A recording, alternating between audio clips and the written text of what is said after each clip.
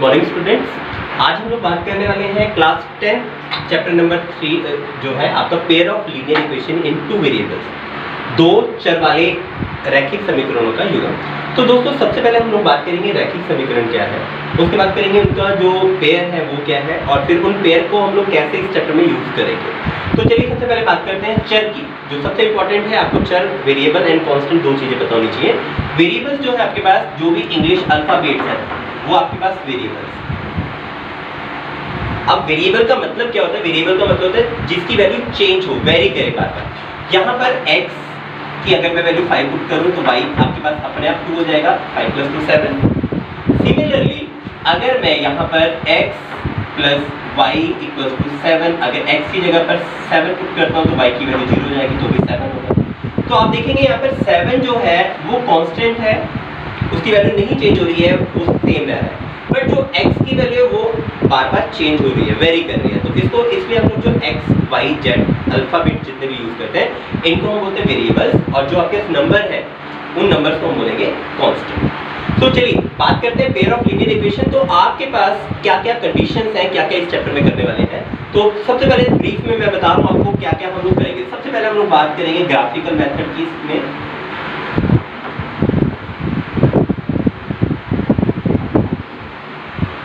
जिसको हम बोलते हैं ग्राफीय विधि।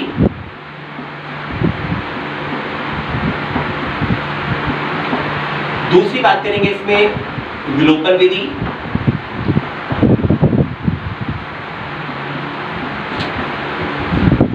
जिसे इंग्लिश में बोलते हैं एलिमिनेशन मेथड।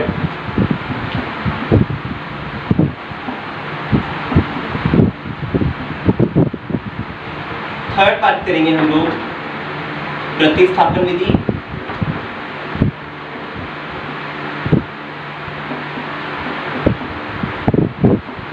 हम बोलते हैं सब्स्टिट्यूशन मेथड।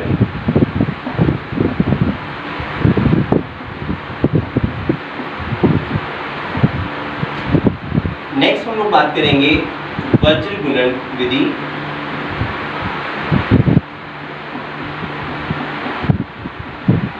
जिसे बोलते हैं हम लोग क्रॉस मल्टीप्लिकेशन मेथड।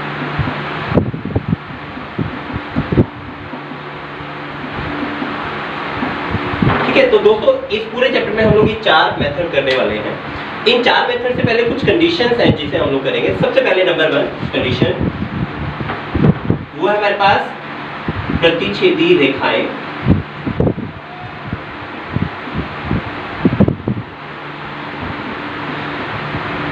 इसी को हम लोग बोलते हैं अद्वितीय हल,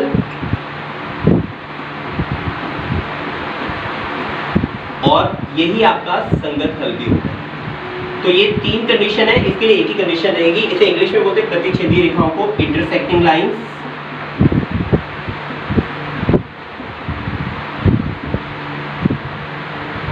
फिर आपका अद्वितीय हल यूनिक सॉल्यूशन,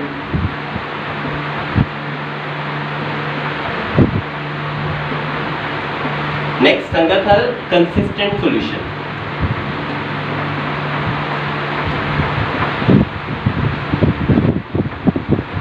तो दोस्तों इन तीनों का जो एक कंडीशन है वो रहेगी आपके पास a1/a2 is not equals to b1/b। ये आपके पास प्रतिच्छेदी रेखाएं, जिसको इंग्लिश में बोलते हैं इंटरसेक्टिंग लाइंस, अद्वितीय हल, यूनिक सॉल्यूशन, संगत हल, कंसिस्टेंट सॉल्यूशन। इन सब के लिए एक ही कंडीशन है a1/a2 is not equals to b1/b2। Next बात करते हैं हम लोग सेकंड, जो वो है अनेक हल। हिंदी में है अनेक हल। जब आप इसे ग्राफ पर बनाएंगे तो आपके पास आएगा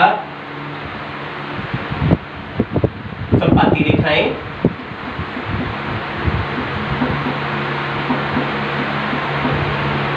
और तीसरा जब आप लोग करेंगे ये आएगा संगत हल।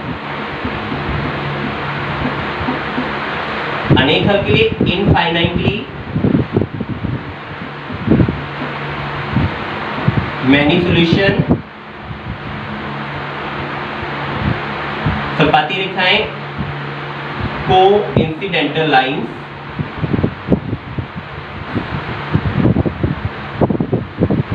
संगत हल अगेन कंसिस्टेंट सॉल्यूशन।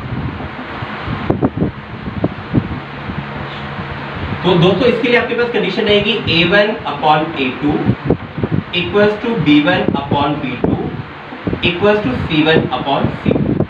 तो ये है आपके पास अनेकहल, इनफाइनाइटली मैनी सॉल्यूशन, संपाती रेखाएं, कंसिस्टेंट सॉल्यूशन, संगत हल, कंसिस्टेंट सॉल्यूशन। तो इसके लिए आपके पास कंडीशन है a1 upon a2 equals to b1 upon b2 equals to c1 upon c2।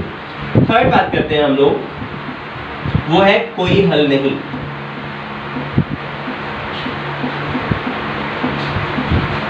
English में नो सॉल्यूशन। नेक्स्ट आपके पास जब लाइंस की बात करेंगे, समांतर रेखाएं,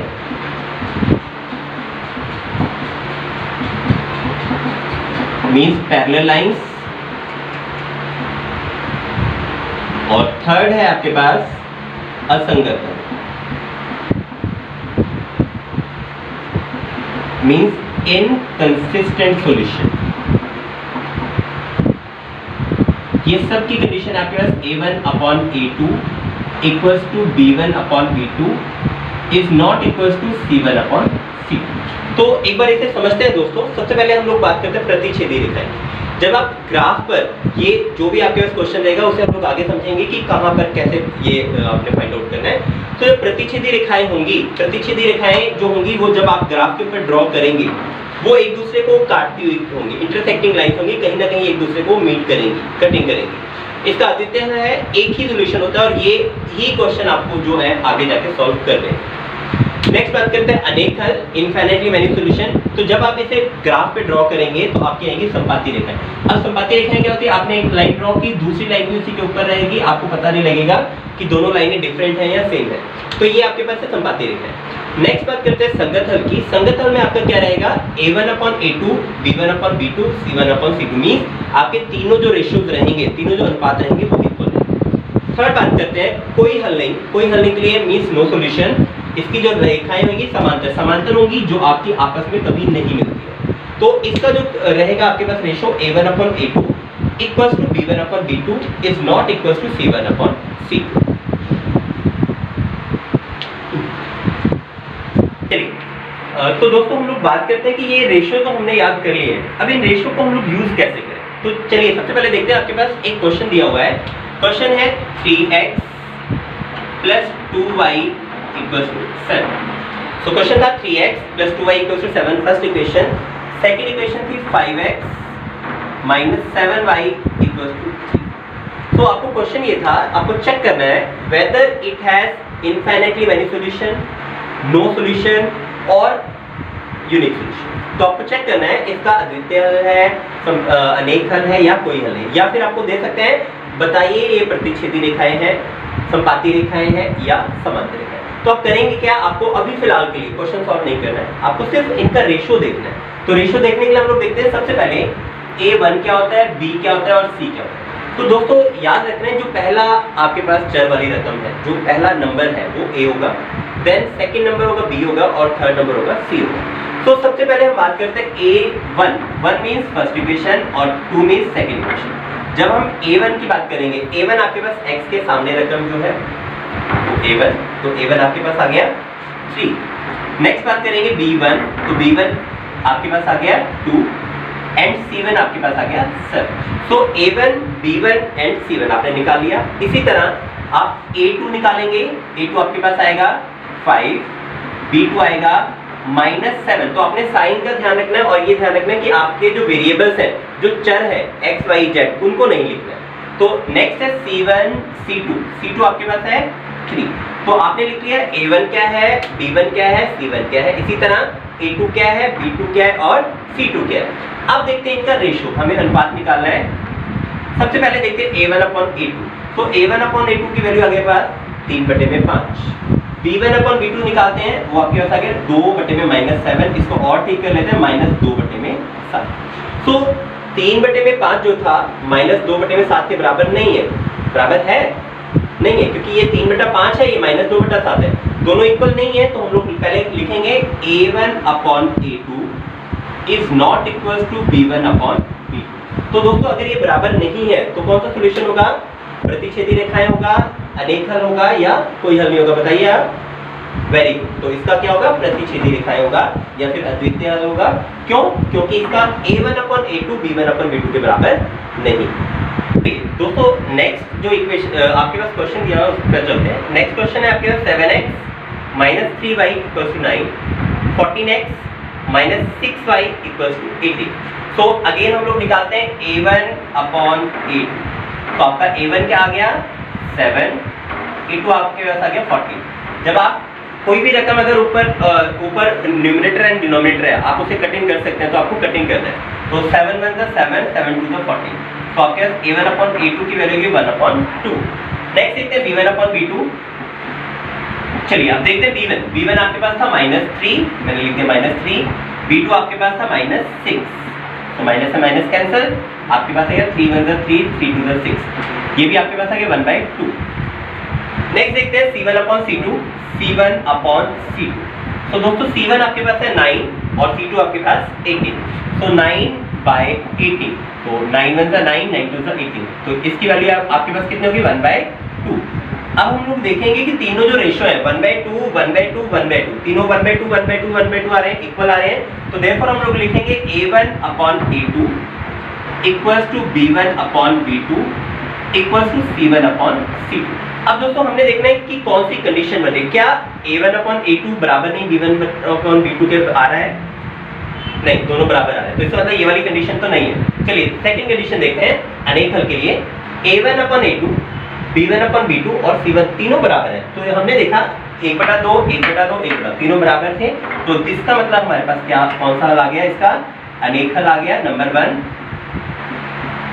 अगर आपसे रेखा पूछी है तो रेखा है आपकी संपाती रेखाएं आ गई। और अगर आपके पास हल पूछा है कैसा हल है, तो आपके पास संगत हल आ गया। तो अनेक हल के लिए इनफाइनाइटली मैनी सॉल्यूशन, संपाती रेखाएं के लिए आपका कोइंसिडेंटल लाइंस,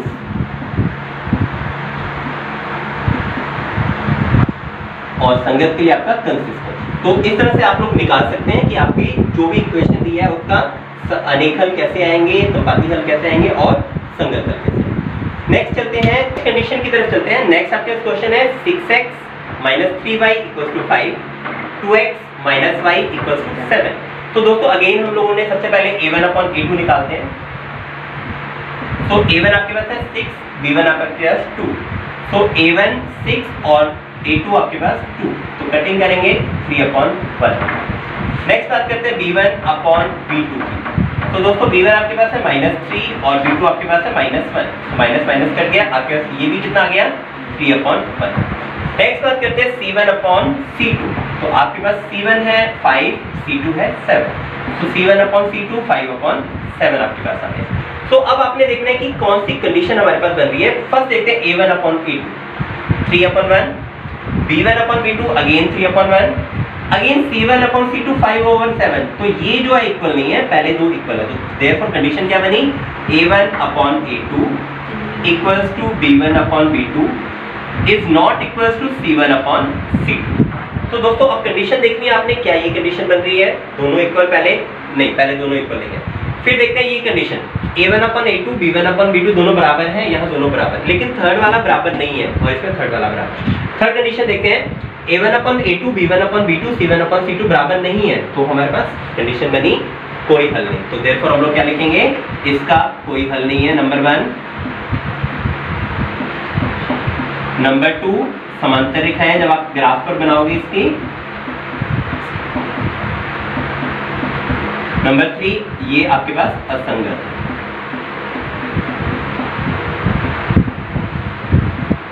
कोई हल नहीं, नो सॉल्यूशन। समांतर रेखाएं मींस पैरेलल लाइंस, और असंगत हल मींस इनकंसिस्टेंट सॉल्यूशन।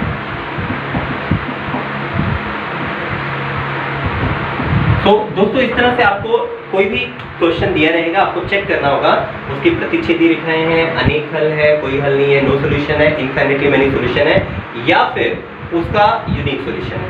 ऐसी ग्राफिकली में भी आपने चेक करना हो सकता है। तो ये रही इस चैप्टर की इंट्रोडक्शन। इसके बाद कल हम लोग बात करेंगे नेक्स्ट वीडियो में एक्सरसाइज 3.1 से स्टार्ट करेंगे। सबसे पहले कल हम लोग बात करेंगे एलिमिनेशन मेथड, उसके बाद नेक्स्ट जो जितने भी मेथड है हम लोग उनके बारे में बात करेंगे। Thank you for watching, thanks for subscribing, thank you very much.